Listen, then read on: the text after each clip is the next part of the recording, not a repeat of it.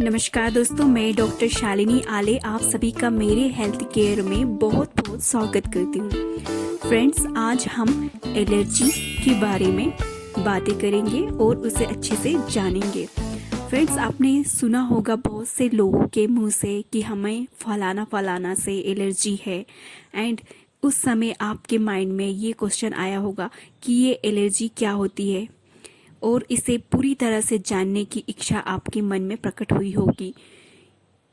तो फ्रेंड्स, आज हम इसी एलर्जी को संपूर्ण तरीके से जानेंगे कि ये होती क्या है।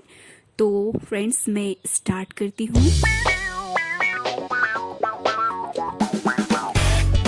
दोस्तों, एलर्जी एक ऐसी कंडीशन होती है जब हमारा इम्यून सिस्टम किसी foreign substance like dust, fumes, foods, particles के प्रति एंड इसके अतिरिक्त है पोलेंस, फर के प्रति तीव्र प्रतिक्रिया वो भी एबनॉर्मली तरीके से करने लगता है। तो इस कंडीशन को एलर्जी कहते हैं। फ्रेंड्स, एलर्जी में आगे हम इसकी एलर्जी के होने वाले जो कारण हैं उसके बारे में जानेंगे और इसके लक्षण के बारे में जानेंगे, और इसके अलावा हम इसके कितने टाइप्स के होती है एलर्जी वो भी जानेंगे, और हम आगे देखेंगे इसके रिस्क फैक्टर्स एंड एलर्जी के होने वाले कॉम्प्लिकेशन, और इसके अतिरिक्त हम कैसे एलर्जी से प्रिवेंट कर सकते हैं खुद को, ये भी जानेंगे। और लास्ट में हम होम्योपैथी मेडिसिन जो कि एलर्जी के लिए बहुत ही इफ़ेक्टिव है एंड यूज़फुल है और जो कि आपको एलर्जी से बचाएगी, उसके बारे में भी हम जानकारी प्राप्त करेंगे। तो फ्रेंड्स, अनेक जानकारियों को देने से पहले अगर आप मेरे चैनल में नए हो और आपने अभी तक मेरे चैनल को सब्सक्राइब नहीं किया है तो सब्सक्राइब कीजिए नोटिफिकेशन बेल आइकॉन के साथ में, और मेरी सारी वैल्यूबल वीडियोस की भी नोटिफिकेशन पाइए, और मेरे इस वीडियोस का फ़ायदा अपनी फैमिली फ्रेंड्स को भी दीजिए, उनके साथ शेयर कीजिए वीडियोस को एंड लाइक भी कीजिए।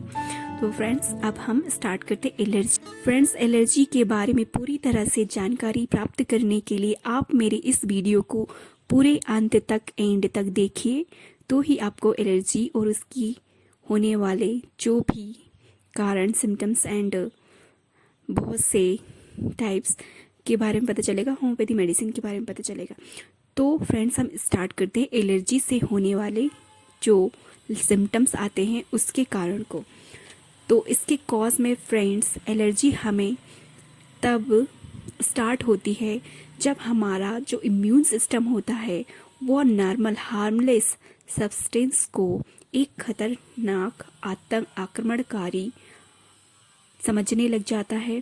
तब इम्यून सिस्टम अपने अंदर से एक एंटीबॉडी को प्रोड्यूस करता है, और ये एंटीबॉडी फॉरेन सब्सटेंस के अगेंस्ट फाइट करती है, और इसमें से कुछ एंटीबॉडीज़ जो होती है फ्रेंड्स वो रिमेन रह जाती है, शेष रह जाती है। वह नेक्स्ट टाइम आने वाले जो एलर्जेंस होते हैं हमारी बॉडी के संपर्क में, जो भी एलर्जेंस आते हैं, तब उस कंडीशन में ये एंटीबॉडी इन्हें रिकॉग्नाइज कर लेती इन फॉरेन सब्सटेंस को, और फ्रेंड्स वह बहुत सारे number of immune system chemicals को रिलीज करती है ये antibody, and like the histamines, और ये एंटीबॉडीज़ जो होती है फ्रेंड्स वह एलर्जी के लक्षण को कॉज करते हैं।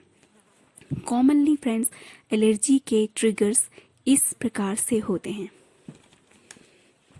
ये ट्रिगर्स एयरबोर्न एलर्जेंस जैसे कि pollen, animal dander, dust, mites, mould etc होते हैं, and certain food, peanut free nuts, wheat, soya, fish, shellfish, eggs and milk, ये सब एलर्जेंस हैं। और कीड़े का जो डंक होता है जैसे मधुमक्खी, ये भी एलर्जी के ट्रिगर्स को कॉज करती है।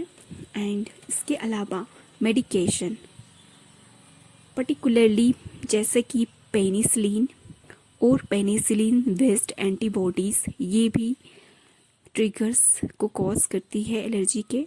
एंड लेटेक्स और अदर सब्सटेंस जिसे हम टच कर सकते हैं, जो कि एलर्जी स्किन रिएक्शन को कॉज करती हैं। तो ये सब एलर्जी के ट्रिगर्स होते हैं, ट्रिगर्स के कारण हैं जो मैंने आपको बताया। अब हम एलर्जी के सिम्टम्स में आते हैं कि एलर्जी से होने वाले लक्षण क्या होते हैं। एलर्जी के सिम्टम्स के अंतर्गत दोस्तों इस बात में एलर्जी का सिम्टम्स डिपेंड करता है कि किस सब्सटेंस में आपके Airways, sinus, nasal passage, skins and digestive system affect हुए हैं। ठीक है, जिस सब्सटेंस ने इन्हें अफेक्ट किया होता है उसके अनुरूप ही एलर्जी के सिम्टम्स पेशेंट में दिखाई देते हैं। एलर्जी का reaction mild, moderate and severe range में हो सकता है दोस्तों। एंड फ्रेंड्स, कुछ सीवियर केसेस में एलर्जी लाइफ थ्रेटनिंग बन जाती है। ये रिएक्शन को ट्रिगर करती है, जिससे कि एनाफाइलेक्सिस के नाम से भी जाना जाता है। तो दोस्तों, जैसे कि हे फीवर, जिसे कि एलर्जी राइनाइटिस भी कहते हैं, इसमें सिम्टम्स इस प्रकार के आते हैं। हे फीवर्स में पेशेंट को एलर्जी राइनाइटिस में पेशेंट को अत्यधिक छींकें आएगी। नोज एंड आई, माउथ के जो रूफ होता है, छत होती है, वहाँ पर खुजली होती है उन्हें पेशेंट को। एंड इसके अलावा सिम्टम्स आते हैं कि उनकी नाक बहती है या फिर बंद हो जाती है।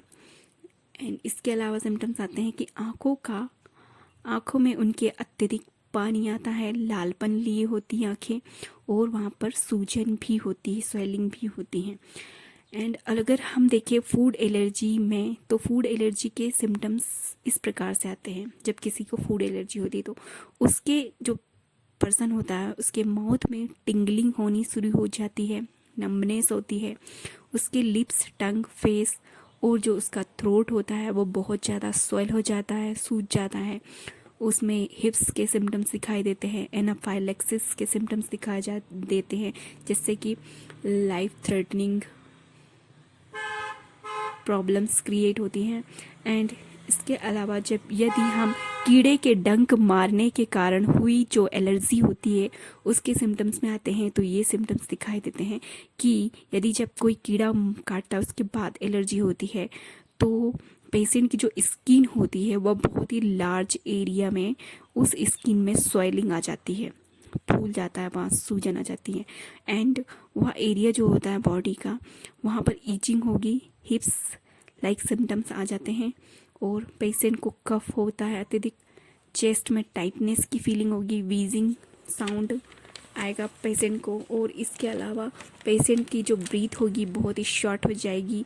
एनाफाइलेक्सिस के भी सिम्टम्स आएंगे। तो ये कीड़े काटने के बाद ये सिम्टम्स आते हैं। अब हम देखेंगे कि ड्रग की एलर्जी के सिम्टम्स किस तरह से होते हैं। तो ड्रग की जब एलर्जी हो जाती है उसके सिम्टम्स आते हैं कि आपको हिप्स के सिम्टम्स आएंगे, रेसेस हो जाएंगे, वहाँ पर स्किन में ईची स्किन हो जाएगी, बहुत ज़्यादा खुजली होगी, एंड फेशियल में स्वेलिंग हो जाएगी, बीजिंग साउंड प्रेजेंट रहेगा, एनाफाइलेक्सिस के सिम्टम्स आएंगे। तो ये ड्रग एलर्जी के सिम्टम्स है। एंड इसके अलावा हम नेक्स्ट में आते हैं कि यदि एटॉपिक डर्मेटाइटिस हो जाता है, पेशेंट को एलर्जी हो जाती है, तो क्या सिम्टम्स आएंगे। इसमें सिम्टम्स आएंगे कि ईचनेस रहेगी, वहाँ एरिया में लालपन लिया रहेगा एरिया, एंड वो एरिया से छिलका निकलेगा, इस तरह का ये सिम्टम्स आएंगे एटॉपिक डर्मेटाइटिस में। यदि एनाफाइलेक्सिस एलर्जी की जो कंडीशन होती है उसमें यदि इस प्रकार के सिम्टम्स आते हैं, लॉस ऑफ कॉन्शियसनेस हो जाता है, इस कंडीशन में ब्लड प्रेशर कम हो जाता है, स्किन रेसेस निकल जाते हैं, सीवियर शॉर्टनेस ऑफ ब्रीथ हो जाती है, वीक रैपिड पल्स हो जाता है पेशेंट का अत्यधिक जी में चलाता है, उल्टी होती है उसे, EDC, ये सिम्टम्स देखने को मिलते हैं एनाफाइलेक्सिस एलर्जी की कंडीशन में। अब हम दोस्तों आते हैं एलर्जी के जो रिस्क फैक्टर है उनको जानते हैं। तो एलर्जी का रिस्क फैक्टर उन लोगों में ज़्यादा होता है जिनकी अस्थमा और एलर्जी की फैमिली हिस्ट्री होती है। इन पेशेंटों में ज़्यादा दिखाई देता है। एंड इसके अलावा जिन्हें है फीवर, हिप्स और एक्जिमा होता है उनमें भी रिस्क होता है एलर्जी का।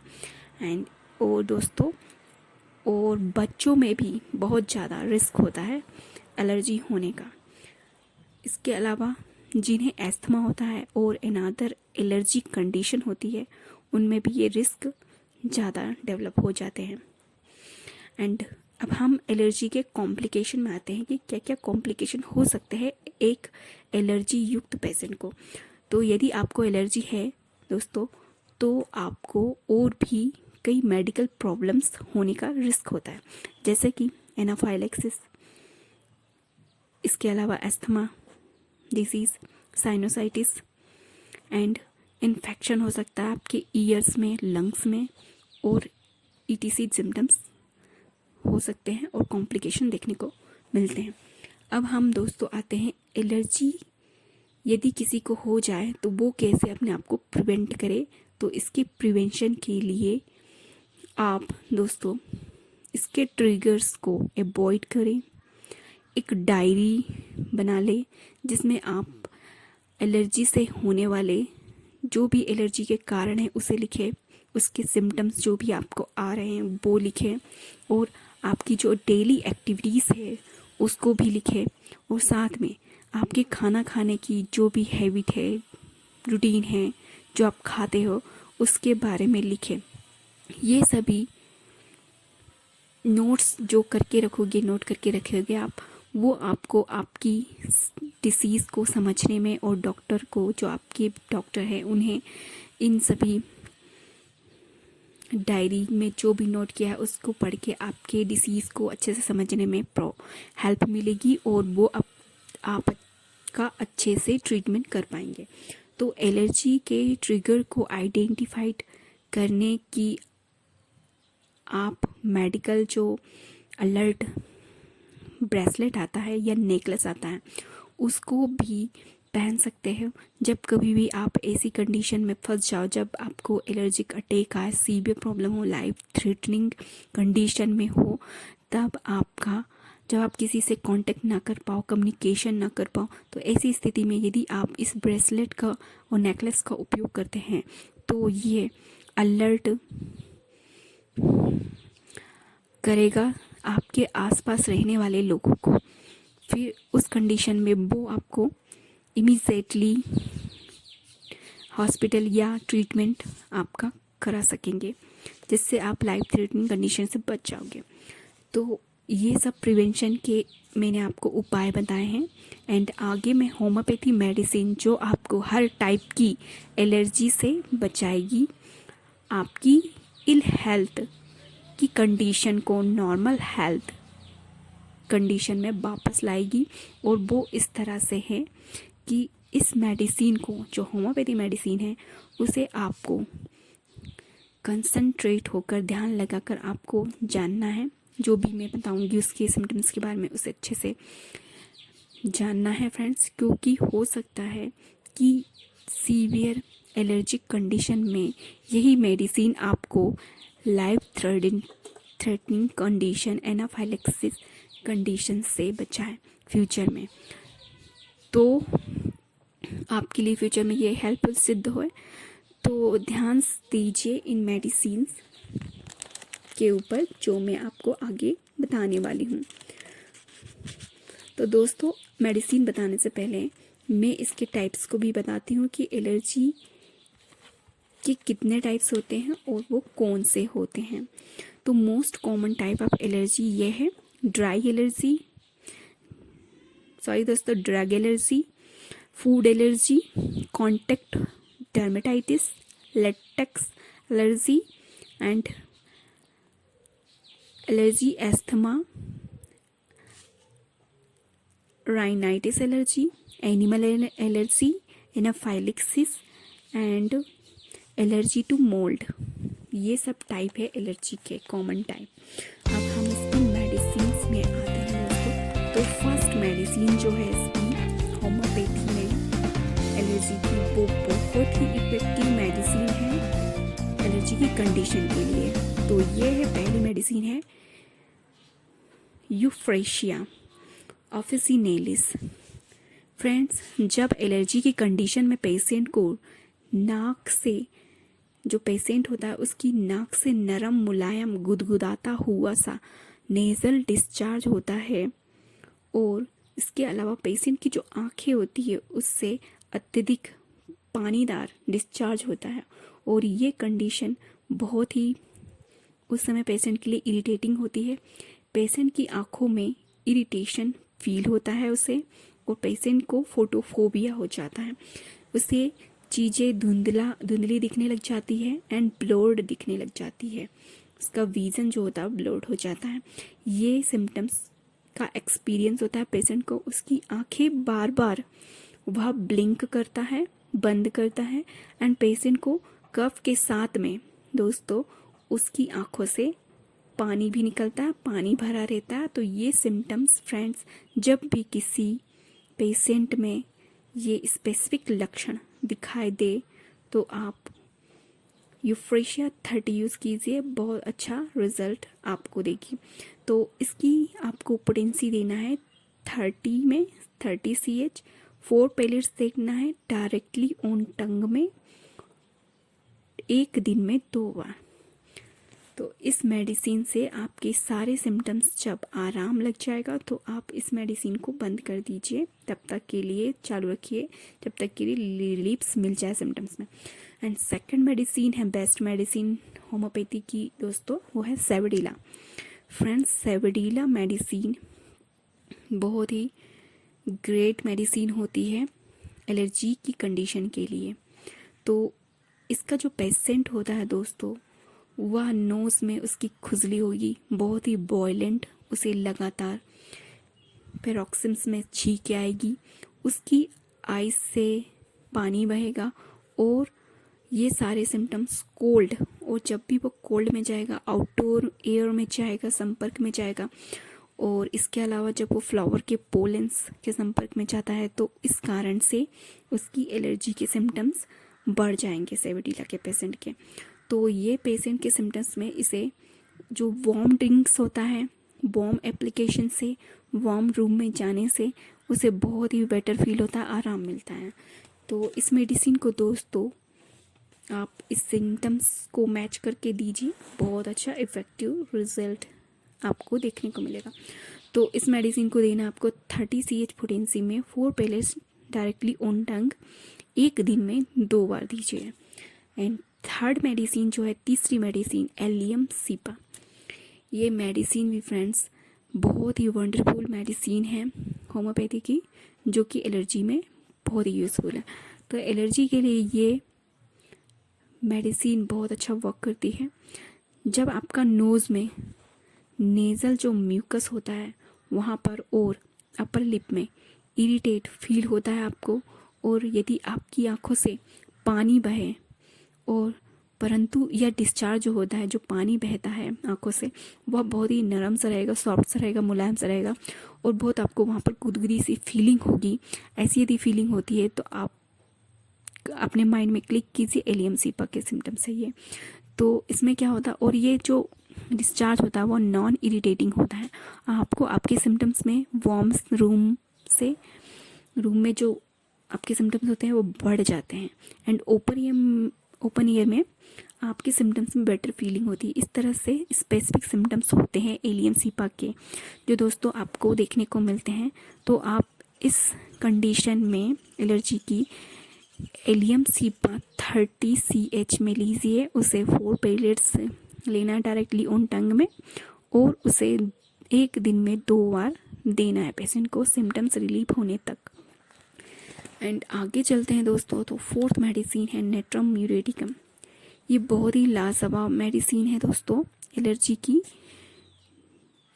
एंड इस रेमेडी को आप तब यूज़ कीजिए जब ये सारे सिम्टम्स देखने को मिले। तो इसके जो सिम्टम्स हैं, इसमें आपकी नोज़ से बहुत ही डिस्चार्ज होगा जो कि वाटरी होगा, एंड उसका डिस्चार्ज जो होगा पेशेंट का आपका, वह एग की तरह वाइट होगा, कलर का होगा, और आपकी लगातार आपको छींकें आएगी, आपके जो लिप्स होंगे वह चेप्ड रहेंगे, माउथ में जो कॉर्नर एरिया होता है माउथ का वहाँ पर क्रैक हो जाएगा, और आँखों में चारों तरफ आपके डार्क सर्कल होंगे, काला घेरा बन जाता है इस पेशेंट के सिम्टम्स में, एंड उसके सर दर्द होता है, और आपको हो सकता है इसमें सिम्टम्स नेट्रम्यूर के ये सब सिम्टम्स दिखाई देते हैं आपको। तो आप यूज़ कीजिए नेट्रम्यूरेटिकम को 30 CH में, और इसे आपको 4 पैलेट्स लेना है डायरेक्टली ऑन आपके टंग में, एंड इसे लेना है 2 बार एक दिन में सिम्टम्स रिलीव्स होने तक की। तो दोस्तों ये सारी मेडिसिन जो है होम्योपैथी की आपको बहुत ही बेस्ट रिजल्ट देगी एलर्जी के सिम्टम्स के लिए। तो होम्योपैथी मेडिसिन आपकी बॉडी में नेचुरली वर्क करती है फ्रेंड्स, और ये होम्योपैथी मेडिसिन खाने पर आपको कोई भी ड्राउजीनेस की फीलिंग नहीं होगी, ना ही आप स्लीपनेस की फीलिंग होगी।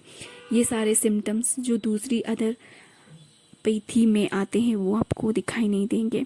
इस मेडिसिन में आपको ओवरडोज के भी रिस्क नहीं होते होम्योपैथी मेडिसिन में, और यहाँ तक कि ये होम्योपैथी मेडिसिन को कभी दूसरी मेडिसिन से आप कंपेयर नहीं कीजिए, वो दूसरी मेडिसिन की तरह नहीं होती होम्योपैथी मेडिसिन। तो होम्योपैथी मेडिसिन एलर्जी के लिए जो मैंने आपको बताई है, अगर आप उसे सिम्टम्स के अनुसार मिलाकर पेशेंट को देते हो तो ये मेडिसिन का जो सिंगल डोज है वही ही बहुत काफ़ी होता है सिम्टम्स को ट्रीट करने के लिए। अगर आप सिंसियरली ध्यान से केयरफुली इन मेडिसिन के सिम्टम्स को मैच करके दे तो सिंगल डोज ही बहुत से सिम्टम्स को ठीक कर देता है। तो फ्रेंड्स अपना ख्याल रखिए। नमस्कार, बी हेल्दी।